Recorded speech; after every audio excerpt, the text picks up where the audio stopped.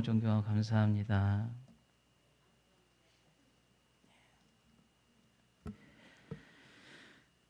자, 오늘 읽으신 말씀 15절 말씀을 이제 보시면 너희도 모든 행실에 거룩한 자가 되라 하는 이제 말씀이 나옵니다. 이 너희도 모든 행실에 거룩한 자가 되라. 자, 이 말씀에서 너희는 거룩한 삶을 살라 하는 이제 제목을 제가 정해봤어요. 한번 받아합시다. 너희는 거룩한 삶을 살라. 다시 한번 받아합시다. 너희는 거룩한 삶을 살라. 네, 읽으신 본문을 이제 목사는 풀어서 우리 성도들이 잘 알아듣기 쉽게 풀어서 설명하는 그런 도구에 불과하고요. 여러분 목사의 설교를 들어서는 여러분 인생이 달라지지 않습니다. 목사의 설교를 듣고 구원받은 일은 전혀 없습니다. 목사의 설교를 통한 성령의 역사와 성령께서 여러분을 부르시고 변화시키시는 그 음성을 들어야, 거기에 순종해야 여러분이 살아납니다. 여러분이 복을 받습니다. 그래서 설교를 들을 때 목사의 설교를 통하여 말씀하시는 성령의 음성을 들으시기를 주의 이름으로 축원합니다. 제가 신학교를 다닐 때 거룩한 전도사님이라는 별명을 갖고 있는 그런 분이 계셨어요. 신학교 모든 기간 내내 양복 입고 넥타이 메고 그렇게 학교를 다니셔서 그리고 항상 말씀 들으면 은혜스럽게 하세요. 뭐 점심에 맛있는 음식이 나왔다 그러면 오늘 점심은 참 은혜스럽네요 이렇게 말할 정도로 표현도 참 은혜스럽게 말씀을 하셔요. 표정도 항상 온화하고 부드럽고 너그럽고 하는 그런 표정이고 목소리는 얼마나 기도를 많이 하셨는지 아주 목이 팍 센 부흥 강사 같은 그런 목소리를 항상 가지고 계셔서 학생들은 전사님을 보고 야 거룩한 전사님이 오신다, 거룩한 전사님이다 그렇게 불렀던 기억이 납니다. 아마 우리 교회에, 우리 다시교회에 그런 전사님과 같은 분이 계시다면 우리 다시교회 성도들도 저 거룩한 성도님이다, 저 참 거룩한 성도님이다 이렇게 말씀하셔도 무방하지 않을까 싶을 정도예요. 오늘 베드로 사도를 보십시오. 베드로 사도가 초대교회 성도들에게 너희도 행실에 거룩한 자가 되라 이렇게 말씀을 하고 있죠. 이 거룩한 자가 되라 하는 그런 말씀입니다. 아마 이 거룩한 자가 있다고 한다면 이 거룩한 전도사님이나 거룩한 성도 같은 모습이 우리가 떠오르게 될 것이에요. 그러나 우리가 분명히 아셔야 돼요. 이 거룩이라는 것은 겉으로 나타난 모습을 말하고 있는 것은 아닙니다. 표정이 온화하고 음성이 차분하고 평온하고 그래서 또 입을 열어 말씀하는 것이 성경을 이야기하고 이런 이야기를 한다고 해서 겉으로 우리가 눈으로 볼 수 있는 이런 모습들을 통해서 저분은 참 거룩한 분이다 이렇게 말씀할 수 있는 것이 아니에요. 겉으로 드러나는 것보다 더 중요한 것은 그 속에 있는 것입니다. 겉이 아니라 속인 거예요. 그 사람의 마음속이 거룩한 것들로 가득 차 있어야 그게 바로 거룩한 것이죠. 성도에게 있어서 거룩한 삶을 사는 것은 아주 중요한 문제입니다. 여러분 이건 그냥 교회를 오래 다니고 믿음이 좋은 사람들에게만 해당되는 것이 아니에요. 성도는 거룩한 삶을 살아가는 것이 아주 중요합니다. 왜 이렇게 중요하냐면 거룩한 삶을 사는 걸 통해서 저 사람이 진짜 성도인가 가짜 성도인가를 알 수 있어요. 거룩한 삶, 진짜 성도는 거룩한 삶을 살게 되어 있고요. 그러나 아무리 교회를 오래 다니고 사람들이 볼 때 겉으로는 거룩한 것처럼 보일지라도 진짜 성도가 아닌 가짜 성도는 거룩한 삶을 살지 못합니다. 그래서 우리 신앙이 진짜냐 가짜냐를 기준할 수 있는 그 기준점이 이 거룩한 성도, 거룩한 삶을 사는 것에 있습니다. 그래서 중요한 것이에요. 마찬가지로 우리가 성도로서 거룩한 삶을 살기 위해서는 그 사람의 믿음이 아주 중요한 것인데 거룩한 삶을 사는 것은 건강한 믿음이어야 거룩한 삶을 살 수가 있어요. 믿음이 건강해야 됩니다. 우리 육신이 병들거나 약해지면요 하고 싶어도 못해요. 그럴 때 우리가 몸이 좀 아파서 그러시구나, 하고 싶은데도 몸이 따라주지 않아서 안 되는구나, 우리 이런 상태를 건강하지 못하기 때문에 마음은 있어도 못하는 거예요. 신앙적인 것도 우리 믿음도 건강하지 못하면 이런 현상이 나오겠죠. 예. 마음은 막 하고 싶어요. 근데 안 되는 거예요. 이걸 가르쳐서 우리는 신앙의 질병, 이렇게 우리가 해석할 수 있지 않아요. 그래서 이 거룩한 삶을 사는 것은 성도들에게 아주 중요한 것입니다. 그렇기 때문에 구약 시대에 하나님은 이스라엘 백성들에게 거룩한 삶을 살라고 명령하셨어요. 예, 성도는 거룩한 삶을 살아야 된다고 명령하신 거예요. 예수님께서도 제자들에게 거룩한 삶을 살라고 명령하셨어요. 초대교회 성도들도 오늘 베드로전서를 보면 거룩한 삶을 살라고 베드로 사도가 초대교회 성도들에게, 교회들에게 말하잖아요. 거룩한 삶을 살아야 된다는 거예요. 그러니 여러분, 오늘날 예수를 믿는 저나 여러분에게도 예수님의 말씀은 동일해요. 오늘 우리에게 말씀하시는 거예요. 거룩한 삶을 살라 말씀하시는 거예요. 거룩한 삶을 살아야 되는 거예요, 우리 성도들은. 그렇다면 겉으로가 아니라 안으로, 우리의 인생의 깊은 곳에서부터 이 거룩한 삶을 산다는 것은 어떤 의미냐 하는 것인데, 오늘 말씀에서는 이 거룩한 삶이 어떤 것인가에 대해서 우리에게 소개를 하고 있어요. 오늘 이제 15절과 16절 말씀을 보면 이 거룩한 삶이 어떤 것인가에 대해서 알 수가 있는데, 15절 16절 말씀 읽도록 하겠습니다. 오직 너희를 부르신 거룩한 이처럼 너희도 모든 행실에 거룩한 자가 되라. 기록되었으되 내가 거룩하니 너희도 거룩할지어다 하셨느니라. 아멘. 거룩한 삶이 뭐냐? 여러분, 성도를 부르시는 분은 하나님이십니다. 15절 말씀에 너를 부르신 거룩하니, 나를 부르시는 분이 누구냐면 하나님이시거든요. 근데 하나님이 어떤 분이냐? 거룩한 분이다, 이렇게 했어요. 나를 부르신 분이 거룩하신 하나님이시기 때문에 너희도, 이처럼 너희도 모든 행실에 거룩한 자가 되라. 그러면 하나님이 거룩하시기 때문에 성도는 그 하나님, 거룩하신 하나님을 닮아야 된다. 하나님이 거룩하시다면 성도가 거룩한 건 당연하다. 하나님을 닮는다는 것은 거룩한 것이다. 거룩한 삶을 사는 것이다. 그렇게 말씀하는 거죠. 여러분, 우리가 거룩한 삶을 살려면 하나님, 거룩하신 하나님을 닮아야 되는 거예요. 거룩이라는 말, 이 거룩이라는 말은 성경에 보면 아무 때나 쓰는 말이 아니에요. 거룩이라는 말은 유일하게 하나님께만 씁니다. 하나님께만.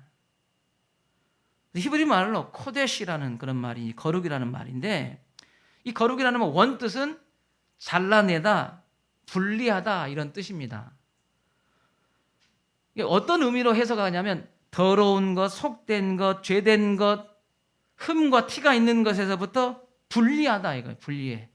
그것과는 어울리지 않는, 분리된, 이걸 거룩이라고 불러요. 그러니까 하나님이 거룩하다, 그런 말은 하나님은 죄된 것, 속된 것, 부정한 것과 전혀 상관없는 온전하게 깨끗하고 흠과 티가 없는 선하시고 온전하신 분이다. 이런 뜻이 거룩이에요. 거룩. 여러분, 그래서 이 거룩이라는 말은 성경에서 하나님 외에는 이 말을 쓰지 않아요. 오직 하나님께만 사용합니다. 그러니까 엄밀히 따지면 거룩한 성도라는 말은 어울리지 않아요. 왜냐하면 성도는 거룩할 수 없어요. 거룩 자체, 우리가 흠과 티가 없고 어둠과 모든 죄악으로부터 완전히 다 분리돼서 절대선으로 존재하는 분은 하나님밖에 없고, 그 하나님을 거룩이라고 부르는 거예요. 거룩. 그래서 하나님은 거룩이에요. 거룩은 하나님이신 거예요. 결코 하나님 외에는 이 거룩이라는 말을 사용할 수 없기 때문에 거룩은 하나님이고 하나님은 거룩인 거예요. 그런데 어떻게 하나님이 아닌 이상 우리가 어떻게 거룩한 삶을 살겠냔 말이에요. 거룩이 좀 비슷해야, 거룩이어야 우리가 거룩한 삶을 사는 것인데 우리는 거룩할 수 없는데 어떻게 거룩한 삶을 사냔 말이죠. 그러나 성경을 보면요, 하나님만 쓸 수 있는 이 거룩이라는 단어를 다른 것에 쓰는 경우들이 종종 있어요. 간혹. 어떤 것이냐? 여러분, 하나님 임재하시는 곳을 우리는 성전이라고 부르고 거룩한 곳이라고 부릅니다.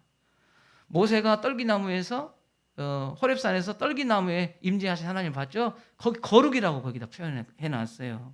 시내산 예루살렘, 이런 어떤 특정한 장소를 거룩한 곳, 거룩한 장소 이렇게 표현했어요.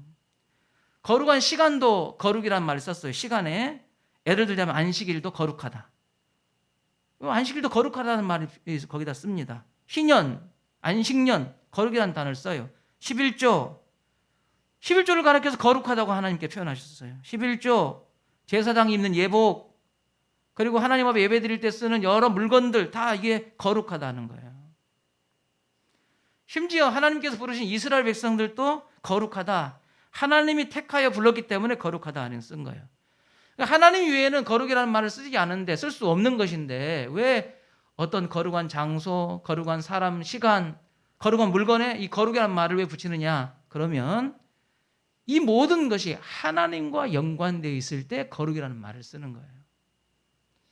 하나님을 빼버리면 거룩이 아닌 거예요. 그 거룩하신 하나님과 그 장소가 연결되어 있고, 그 거룩하신 하나님과 사람이 연결되어 있고, 그 거룩하신 하나님과 물건이 연결되어 있으면 그것이 거룩해지는 거예요. 왜? 하나님 거룩이시니까. 그러니까 거룩한 삶을 살라고 할 때, 우리가 거룩한 삶을 살려면 우리 자체의 힘과 능력으로는 거룩한 삶을 절대 살 수 없어요. 왜? 우리는 거룩하지 않아요. 그럼 우리가 어떻게 거룩한 삶을 살느냐면, 거룩하신 하나님과 연관되어 있어야 우리가 거룩한 삶을 사는 거예요. 예. 하나님과 깊은 관계가 우리에게 필요해요. 하나님과 깊게 연결되어 있어야 하나님, 거룩하신 하나님으로부터 거룩한 삶을 사는 힘이 나오는 것이죠. 그러니까 하나님 때서는 여러분 아무리 잠을 자지 않고 애를 써도 거룩하게 살 수 없어요. 우리는 부정해요. 우리는 속된 것이에요. 우리는 흠과 티가 셀 수 없이 많아요. 그런 우리가 어떻게 거룩한 삶을 산단 말이에요. 이건 불가능한 것이에요. 절대 거룩하신 하나님께 우리가 연관될 때, 이게 우리가 관계를 맺을 때 속되고 죄된 우리에게 나타나는 현상은 그 거룩하신 하나님께 내 자신을 비춰보는 거예요. 내 속까지, 내 지나온 모든 삶까지 그 거룩한 하나님께 비춰보는 거예요. 사실은 사람과 사람끼리 비춰보면 우리는 사실은 꿀릴 것도 사실은 없어요. 어떤 면에서는 내 나름대로 착해요. 그리고 어떤 면에서 저 사람보다 내가 더 선해요.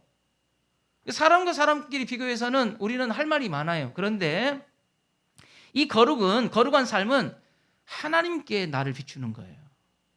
절대 선이신 하나님께 내 자신을 다 비춰볼 때 내 영혼과 내 모든 인생이 적나라하게 드러나 버리는 거예요. 이제. 절대 선이신 앞에서. 그래서 그 앞에 자신의 허물을 인정할 수밖에 없고, 자기의 어둠을 인정할 수밖에 없고, 죄를 고백할 수밖에 없는 거예요. 절대 선이신 하나님 앞에서. 여러분, 이런 이 예가 누가복음 5장에 보면 나옵니다. 누가복음 5장에 베드로가 예수님을 만나서 예수님 앞에 주여 나는 죄인으로소이다 하고 자기가 죄인됨을 고백하는 그런 장면이 나와요. 자, 8절 말씀을 우리가 읽도록 하겠습니다. 다 이제 읽겠습니다. 시몬 베드로가 이를 보고 주여 나를 떠나소서 나는 죄인이로소이다 하니. 아멘. 누가복음 5장 이전에 베드로가 예수님을 만났습니다. 그 안드레의 전도를 통해서 베드로가 예수님을 만났어요. 그런데 예수님을 처음 만날 때는 예수님이 하나님으로 보이지 않았어요, 베드로에게. 그러니까 예수님을 만났지만 따라다니지 않고 자기 일상으로 돌아와 버렸어요. 고기 잡는 데로 돌아와 버렸습니다. 그런데 예수님께서 고기 잡고 있는 베드로를 찾아오신 거예요. 찾아오셔서는 많은 사람들이 미니까 베드로의 배 위에 올라가지고 배를 띄워놓고는 바닷가에 앉아있는 그 사람들에게 배 위에서 설교를 막 하는 거예요. 예.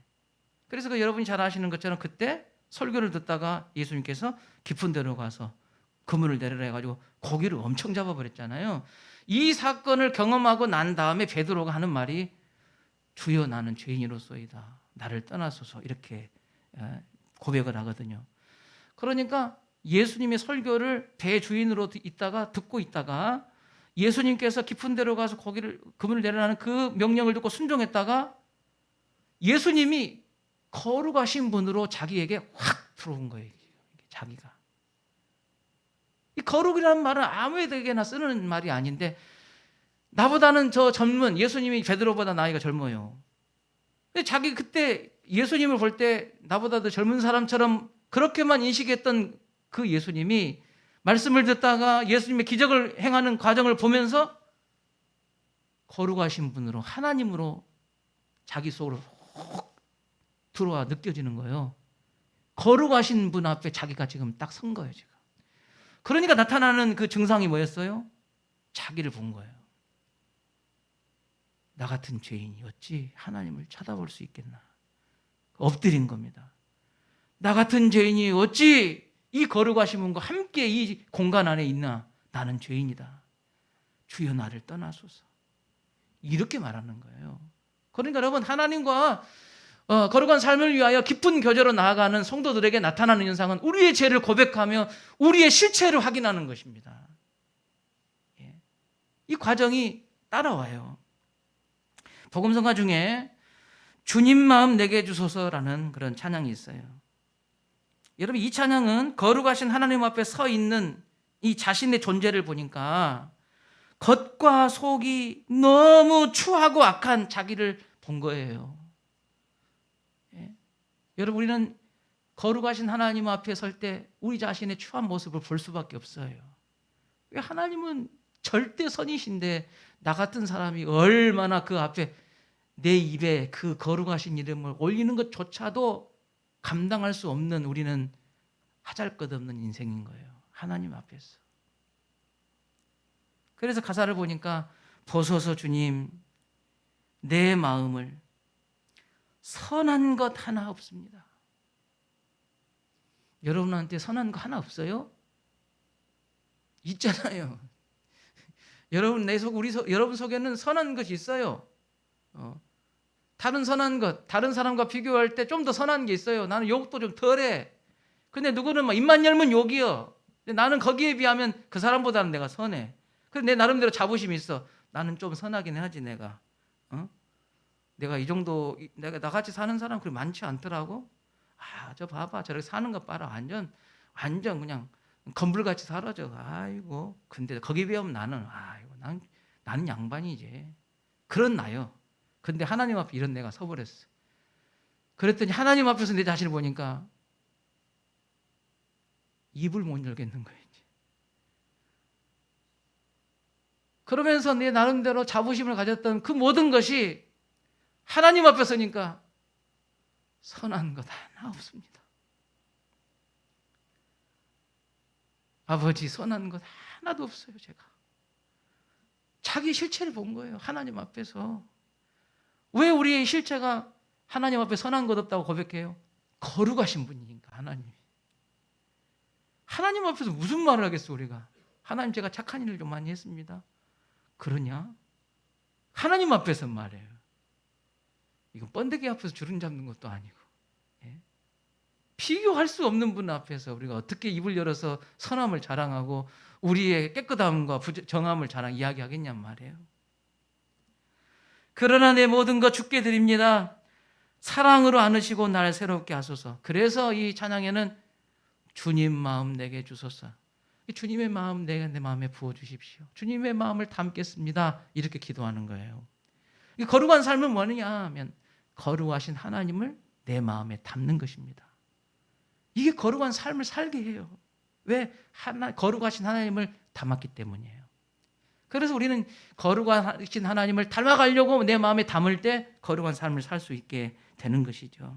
두 번째로는 오늘 13절 말씀 보십시다. 13절 읽겠습니다. 그러므로 너희 마음의 허리를 동이고 근신하여 예수 그리스도께서 나타내실 때에 너희에게 가져다 주실 은혜를 온전히 바랄지어다. 아멘. 이 말씀을 보면 예수 그리스도께서 나타나실 때라는 말이 나옵니다. 예수 그리스도께서 나타나실 때, 예수 그리스도께서 나타나실 때는 이 세상 끝을 말하는 표현이에요. 이 세상 끝입니다. 전 우주적으로는 이 세상 끝이 예수님께서 나타나실 때예요. 이 세상 끝이니까 세상도 없고 사람도 없고 아무것도 없어요. 그런 종말이에요. 끝입니다. 그런데 개인적으로, 우주적인 종말을 말하기도 하지만 개인적으로는 우리가 태어나서 살다가 하나님이 부르시는 때가 주님 앞에 예수 그리스도가 내게 나타나실 때예요. 죽으면 주님 앞에 가야 되잖아요. 그럼 주님이 내게 오시는 것이 아니라 내가 주님 앞에 가서 주님 앞에 서야 되니까 이게 내 끝이에요. 이게 인생의 끝. 그런데 거룩한 성도는 이 과정에서 어떻게 이 사람이 거룩해지느냐 하면 그 끝에 예수님께 상 받을 것을 바라보는 것으로 거룩해진다는 것이에요. 여러분, 세상 끝에 우리의 평가가 있다는 거예요. 평가. 상은 여러분 평가에 의해서 주어지는 것이죠. 예수님께서 내가 태어나서 이 땅에 사는 그 세월 동안 나를 평가하신다는 거예요. 그 평가의 결과로서 내게 상을 주신다 하는 것을 내가 호흡하며 사는 지금 항상 머릿속에 간직하고 머릿속에 생각하고 그걸 바라보는 거예요. 밥을 먹을 때나 운전을 하고 다닐 때도 내가 장차 나의 모든 발자취와 품은 생각들이 평가받아 마지막 예수님께 상 받는 그 시기가 온다. 이런 의식이 우리 자신을 거룩한 삶으로 인도하시는 거예요. 인도해 나간다 그 말이에요.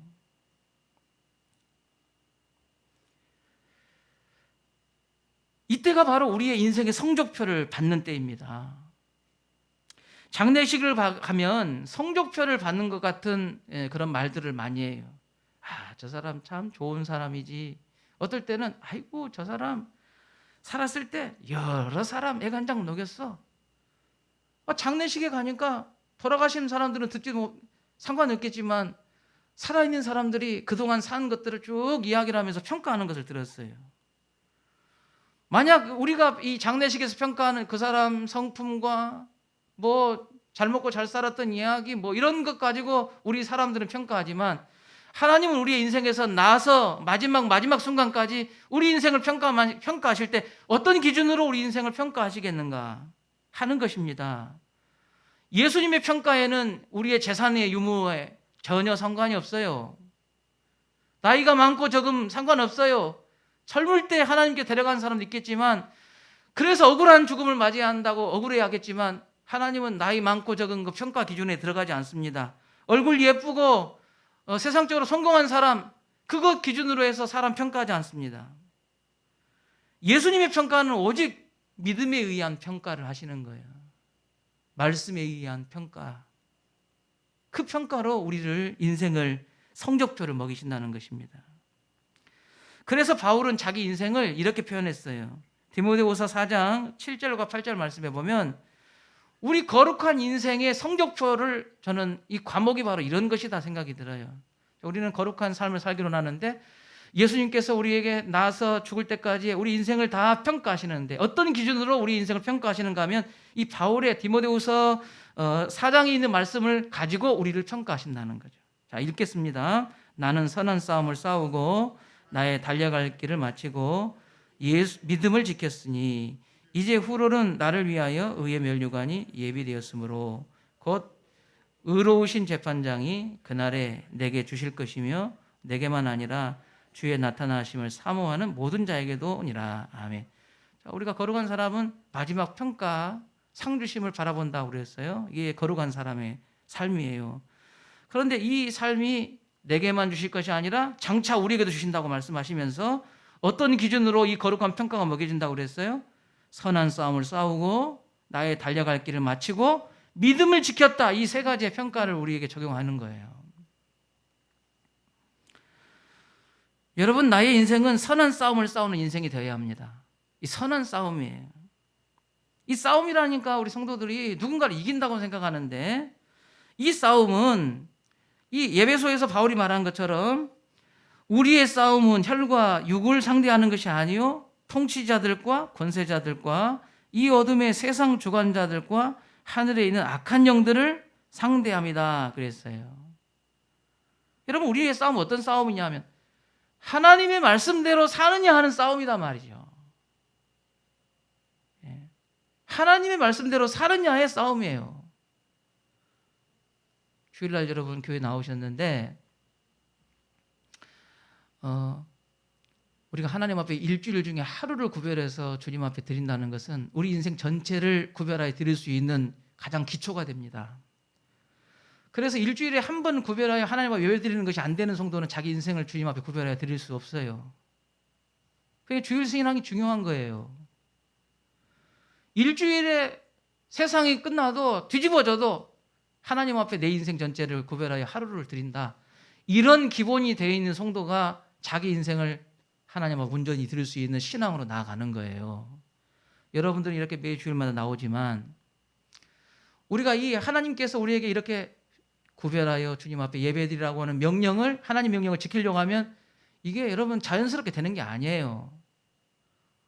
지금은 여러분이 이렇게 몸에 착 돼가지고 이렇게 나오실지 모르지만 저는 주일날 예배 나오는 게 되게 많이 힘들었어요.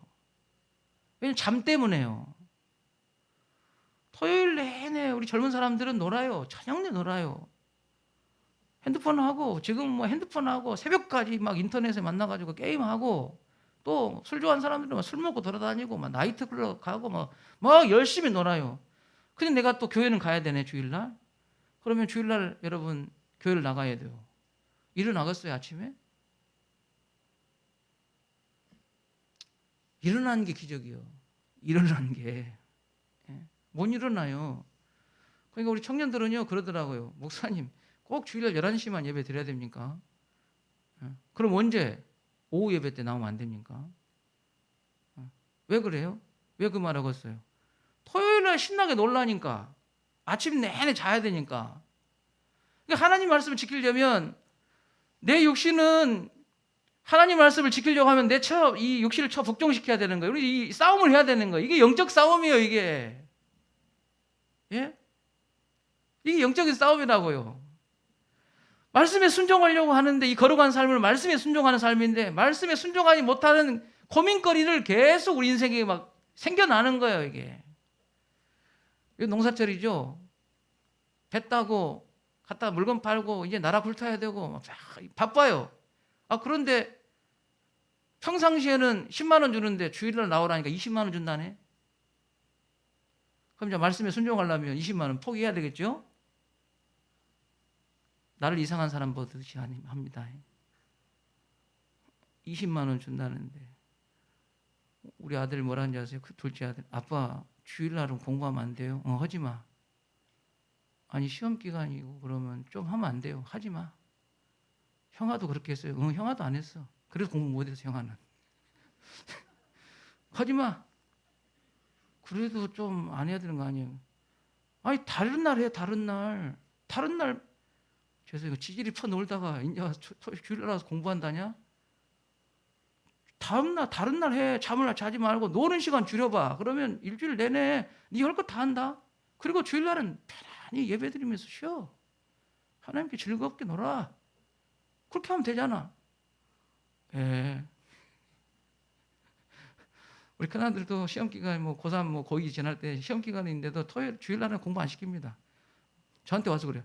아빠 이렇게 놀아도 될까? 응, 놀아. 공부하지 마. 그러니까 공부를 못 하더라고. 예. 이게 평일날도 놀고 주일도 놀아보니까. 예. 여러분 저는 그렇게 해서 공부 못해도 자랑스럽게 이야기해보잖아요, 저는. 예, 괜찮다. 주일날 열심히 놀다가 좋은 대학 못 가도 괜찮아. 예, 우리는 말씀을 지키는 게 중요해. 하나님의 말씀을 따르는 게 중요해. 여러분 영적 싸움이에요. 내일 당장 시험이에요. 평일날 팽팽 놀다가 당장 이거 보면 몇 점이라도 더 맞을 것 같아. 어른들이 받는 유혹이나 학생들이 받는 유혹이나 거의 비슷해요. 아니 주일날은 더 준다는데 돈을 더 준대. 이거 어떻게 해야 되나? 그럼 어떤 분은 헌금만 내고 가신 분도 계시고 못 오니까 헌금만 주고 가신 분들. 예. 자기 나름대로는 애를 쓰지만 말씀에 순종하는 것은 아니에요.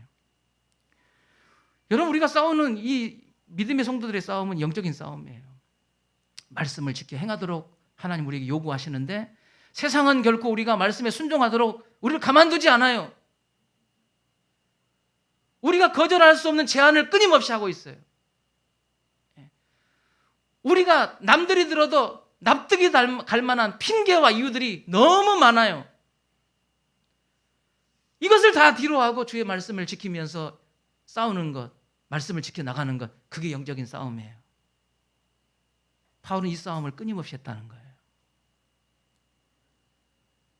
두 번째로 바울이 나의 인생은 사명을 위해 살다가 사명을 완수한 인생을 살았다. 이게 달려갈 길이라는 것이 사명이거든요. 사명. 하나님께서 나를 부르신 이후에는 분명히 하나님 나라의 확장과 또 영혼 구원을 위한 분명한 목적이 있어요. 그래서 여러분을 부른 거예요. 저와 여러분을 부른 거예요. 근데 바울은 그걸 잘 알았어요. 하나님 나에게 사명을 주셨다. 그래서 이 사명을 위해서 열심히 사는 것을 자기 하나님께서 예수님께 평가하시는 평가의 과목으로 봤어요.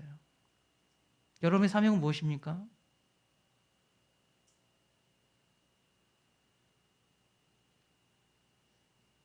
의외로 사명 없는 분들이 많습니다. 교회 공동체 안에서 자기 사명이 뭐라 하면 대답 못 하신 분이 의외로 많아요. 제가 어떤 권사님이요. 권사님 사명이 뭡니까? 다른 교회 권사님한테 제가 사역할 때 권사님 사명이 뭐예요? 그냥 난 주일날 예배드리는 게 사명이에요. 그러시더라고. 제가 웃었어요. 주일날 예배드리는 것도 사명입니까? 그렇게 제가 웃었거든요. 좀 그게 사명인가? 근데 제가 그분이 사명이라는 것을 제가 알게 됐어요. 왜 그러냐면 병원에 입원했는데 나와버려요. 예배드리러. 주일날 나와버려요. 자기 그 사명이래. 병원에서 나가지 말았는데 휠체어 타고 나와버려요. 주일날. 자기는 교회에서 죽겠대 그냥. 그리고 제가 생각할 때는 와, 주일날 예배 드리는 것도 사명인가 싶은데 자기는 그걸 사명으로 생각하고 여러 이유와 핑계가 다 있는데 자기는 그 사명이니까 아프다 나와버려요, 교회를. 예. 그리고 한번 너무 아파가지고 병원에서 거의 혼수 상태로 있다가 계실 때가 있었어요. 신방 갔거든요. 그때 뭐라고 하는지 울면서 저한테 뭐라고 하는지 아세요? 교회 갈 수 있도록 주님 저를 기도해 주세요, 목사님. 그렇게. 그래 한 달 만에 교회 나오셨어요. 한 달 만에. 너무 아파가지고. 나가지 말았는데도 나와가지고. 그게 자기 사명인 거예요. 자기가 사소한 것이지만 하나님께 이게 받은 것이라고 생각하고 사명으로 받은 사람은 사명을 위해 사는 겁니다. 이게. 예. 여러분 사명은 뭐예요? 하나님 나라 확장을 위하여서.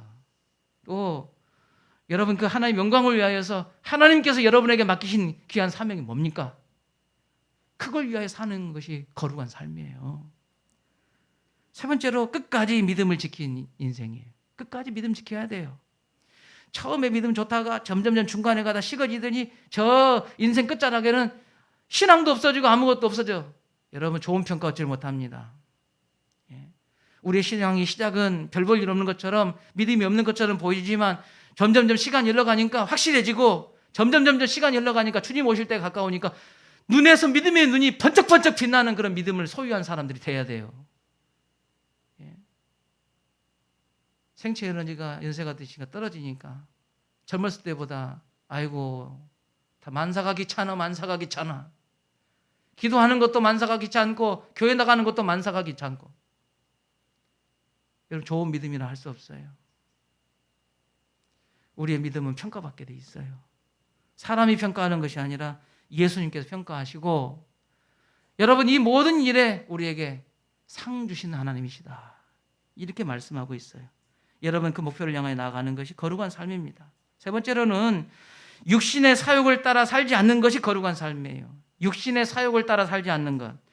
14절 말씀 보십시다. 14절 말씀 읽겠습니다. 너희가 순종하는 자식처럼 전에 알지 못할 때에 따르던 너희 사욕을 본받지 말고. 여러분 사욕 전에 알지 못했던 여러분 전에 알지 못했다는 것은 내가 예수를 나의 구주로 고백하기 전에는 우리가 어떻게 살았어요? 내 마음대로 살았죠. 내 감정대로 살았어요. 그러니까 여러분 그전에는 우리는 우리가 예수를 믿기 전에, 예수가 나의 구주로 내가 고백되기 전에 우리는 어디에 순종하느냐에 따라서, 어떤 대상에 순종하느냐에 따라서 그 사람이 주인이 그 사람이에요. 순종하는 대상이 그 사람이 주인인 거예요. 그러니까 여러분, 우리가 그전에 예수 믿기 전에 여러분, 내가 가고 싶은 데로 갔어요. 내 감정이 가는 데로 갔어. 내 마음이 즐거워하는 데로 갔어요. 거기 순종한 거예요. 그냥 우리의 몸과 마음이 거기 순종했어. 그러니까 육체의 즐거움과 쾌락이 사실 내 주인이에요. 이건 즐거우면 되는 거예요. 그냥 내 마음 편안하면 되는 거예요. 거기에 그런 일이 나에게 온다고 한다면 두 말 없어요. 그냥 따라가 버려요. 이게 순종한 거죠. 우리가 예수 믿기 전에는 우리는 그런 데 순종 잘했어요. 여러분, 그러나 점점 우리 속에 어떤 또 순종하는 것이 있다면, 내 마음에 생각하고 계획하고 결정한 것을 순종하며 따르는 그런 순종도 우리에게는 있어요. 그 사람은 누가 주인이에요? 자기가 주인이에요. 자기가요. 한번 자기가 마음에 생각하고 딱 마음 먹으면요, 거기에 순종해요. 다른 사람이 뭐라 해도 순종해요. 자기가 틀렸다고 해도 거기 순종해버려요. 자기 자신이 주인인 거예요, 그 사람은. 그러나 구원받은 성도의 삶은 하나님께 순종해요. 하나님 말씀이면 순종하는 거예요. 이게 그리스도인의 거룩한 삶이에요. 오늘 14절 말씀 보니까 너희가 순종하는 자식처럼 순종한다는 거예요. 이 너희는 그리스도인을 말하는데, 그리스도인은 하나님의 자녀가 되었기 때문에 하나님께 순종해요. 이게 거룩한 삶인 거예요. 하나님께 순종해요. 그 전에 우리가 어디에 순종했어요? 내 육체의 즐거움에 순종했어요. 내 육체가 편안하고 마음이 평안한 걸 위해 순종했어요. 내 자신이 생각하고 주장하는 것에 우리는 순종하며 살았어요. 그러나 이제 구원받은 성도는 하나님께 순종해요. 여러분, 하나님께 순종할 때 우리의 삶이 거룩해지는 거예요. 내가 어디에 순종하느냐에 따라서 그 순종의 대상이 여러분의 주인인 것을 여러분 잊지 마세요. 디도서 3장 3절 말씀을 보십시다. 디도서 3장 3절 말씀 읽겠습니다. 우리도 전에는 어리석은 자요, 순종하지 아니한 자요, 속은 자요, 여러 가지 정욕과 향락에 종노릇한 자요, 악독과 투기를 일삼는 자요, 가증스러운 자요, 피차 미워한 자였으나. 여러분, 우리 과거 예수 믿기 전에 이걸 당연하게 여기고 살았어요. 예. 이런 게 당연했어요. 다른 사람도 다 그렇게 사니까요. 하나님 아버지께 순종하는 자가 거룩한 삶을 사는 것입니다. 말씀을 마칩니다. 이사야서 6장에 보면 이사야 선지자가 성전에서 환상을 봅니다. 하나님의 영광이 성전에 임하셨어요. 그래서 하나님께서 높이 들린 보좌에 앉아 계시는데 그 옷자락이 성전에 가득하게 됐죠. 그런데 거기 가만히 보니까 이사야 선지자가 보니까 하나님을 보좌하는 이 스랍이라고 하는 천사, 이 스랍 역할을 말해요. 천사 중에도 역할들이 다 나눠졌는데 스랍이라고 하는 이 천사는 하나님을 보좌하는 역할들을 해요. 그래서 스랍을 보니까 영물이요, 영적 영물이요. 우리가 천국에 가면 보겠지요. 스랍인데 날개가 셋이 있어요. 6이 있어요. 두 날개로는 자기 얼굴을 가려요. 하나님 옆에 보좌하는 스랍이란 천사가 두 날개로는 자기의 얼굴을 가리고, 두 날개로는 자기의 발을 가리고, 두 날개로는 하늘을 날아요. 이 광경을 지금 이사야 선지자가 본 거예요. 왜 얼굴을 가렸어요? 감히 어떻게 하나님 옆에서 하나님 보냔 말이에요. 이게 이 정도의 존경이라니까요. 하나님이 있으면 나와보라고 그래요. 이런 느낌이 아니잖아요. 이게 너무 차이가 크잖아요. 스랍은 영물도 영적인 존재인 영물도 하나님 앞에서 자기 얼굴을 가려서 고개를 못 드는 거예요. 이 정도로 하나님 거룩하신 분이란 말이에요.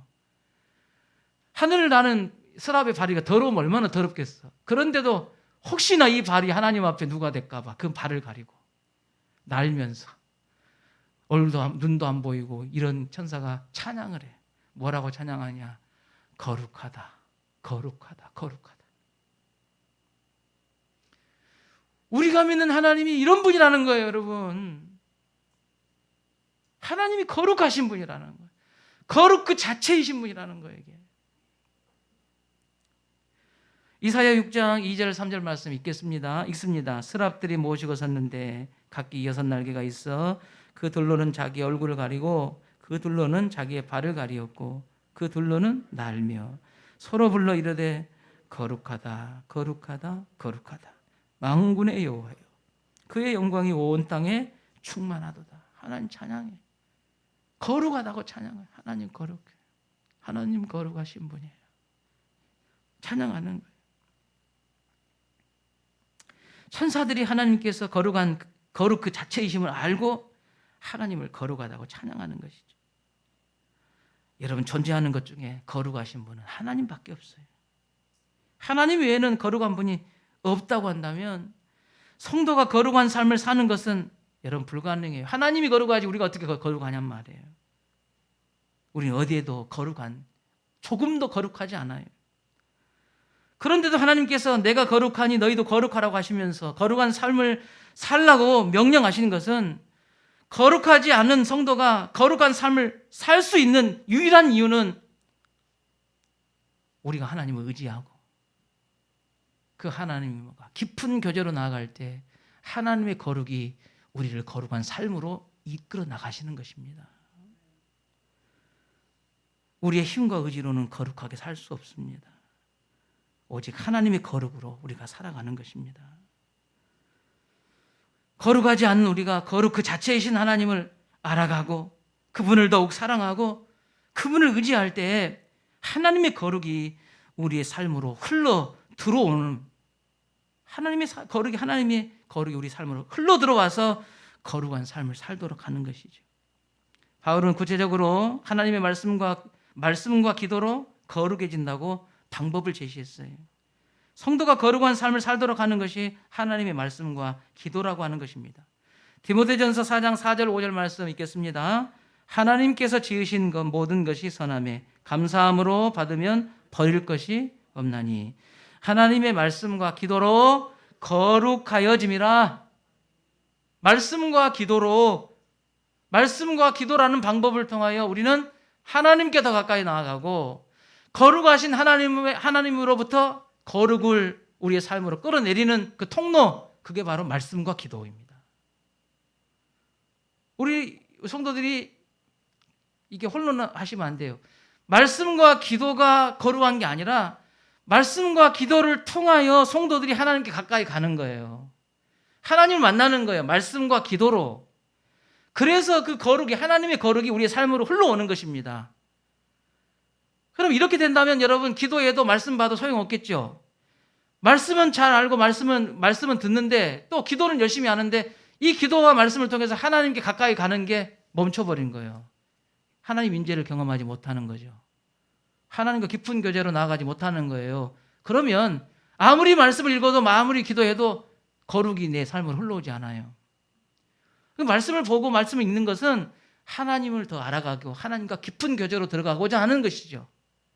기도를 왜 합니까? 우리의 원하는 목적을 하나님께 받아 누리기 위해서 기도하는 것도 있지만 기도의 궁극적인 목적은 기도를 통하여 하나님을 알아가는 것이에요. 더 깊은 거룩하신 하나님께 가까이 나가고 그 거룩하신 하나님으로부터 거룩의 능력을 공급받는 것이죠. 예. 그래서 여러분, 거룩한 삶을 살기 위해서는 말씀과 기도가 꼭 필요한 거예요. 말씀과 기도 없이 거룩한 삶을 살 수 없어요. 예. 기억하세요. 말씀과 기도 없이, 하나님의 말씀과 기도 없이 우린 거룩한 삶을 살 수 없어요. 말씀과 기도로 거룩하여짐이라. 말씀과 기도가 성도를 거룩하게 하는 것이 아니라 하나님의 말씀과 기도, 성도의 기도를 통해 거룩하신 하나님을 알아가고 사랑하고 의지하게 되므로 그로 인해 하나님의 거룩이 나의 삶으로 나타나는 것입니다. 하나님의 말씀과 기도로 거룩해지는 삶을 살아가시는 우리 다시금 모든 성도들 되시기를 주의 이름으로 축원합니다. 아버지 감사합니다.